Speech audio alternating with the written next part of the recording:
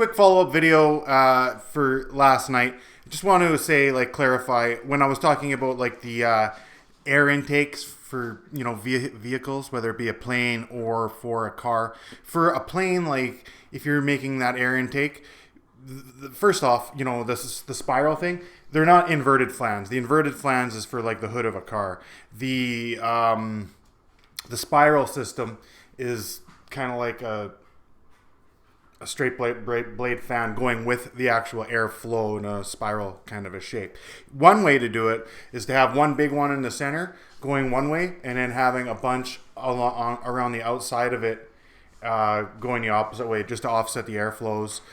You can do this in various forms. You could even have each one in sync, like so that they're going against each other in a really opposite symmetrical way, essentially. And I think that's all I wanted to clarify on that. As well, I wanted to just say, I wanted to speak about solar panels a little bit and how solar power actually works. Just because I think you should know. Solar panels actually work because they're electrons kind of that are fused into proximity of each other, and then when the sun rays energy hits that, because it attracts it, it doesn't have any area or ability to absorb it, so it reacts with all the other ones, essentially creating an abundance of energy, and then the energy is simply cycled off of the solar panel. So that's my view of solar panels. And they say, oh, then a bunch of electrons move. I don't see electrons moving in that. I look at energy as just the neutron, kind of a term that I use personally. So there doesn't need to be electrons moving. It's just energy, neutrons. And you could argue that in space, when energy quanta or whatever is moving, that does have energy, electrons essentially, or charged mass in there, and that's probably why it's able to keep its charge for so long. This is just a theoretical thing. I don't want to get really back deep into the science. I just wanted to touch on it.